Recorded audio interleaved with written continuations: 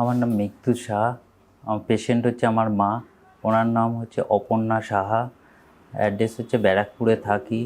ওনার first হচ্ছে internal একটা bleeding হয়, হিমোগ্লোবিনটা ফল করে যায়। হওয়ার সাথে সাথে আমরা অনেক কলকাতায় যে সমস্ত হসপিটাল আছে সেখানে তাকে অ্যাডমিট করা হয়। ওনার এন্ডোস্কোপি কোলোনোস্কোপি দুটোই করার পর ওনার কোলনে কিছু পলিপ পাওয়া যায়। সেই পলিপগুলো দুটো কেটে বাদ দেওয়া হয়। লাস্ট যে একটা 2 সেন্টিমিটারের পলিপ ছিল সেটা কেটে আর বাদ দেওয়া যায়নি। তখন ডাক্তারবাবুর মনে হলো যে ওটা একটা ম্যাচ দাগ এসছে।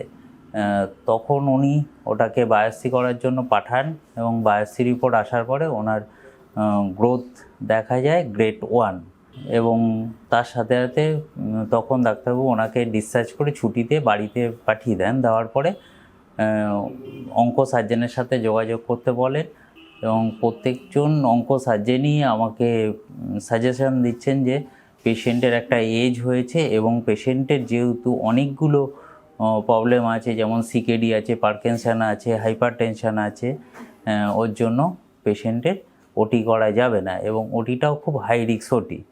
এটা বলার পরে তখন আমি অনলাইনে নানান টাইপের সার্চ করতে করতে এটা সন্ধান পাই এবং আমার এক রিলেটিভ সে চেন্নাইতে থাকে, তাকে বলার পরে সে চেন্নাইতে খোঁজ নিয়ে আয়ুর্বেদিক হসপিটালের অ্যাড্রেসটা আমায় দেয় এবং কলকাতায় তাদের নতুন ব্রাঞ্চে আমি ডিটেলসে তাদের সাবমিট করি।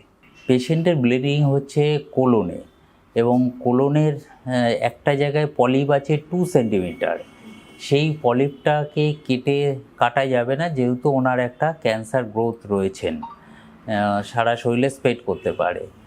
পেশেন্টের ক্যান্সারটা হচ্ছে গ্রেড 1, এখনও কোনো সারা শরীরে কোথাও ছড়ায়নি। পেশেন্ট এখন খাওয়া দাওয়া সবই নর্মালি করছেন। ওনার পটির সমস্যা হচ্ছে, 2 দিনে একবার পটি হচ্ছে কি 3 দিনে একবার পটি হচ্ছে, তাও প্রোভাইড করার পর হচ্ছে। Patient stable.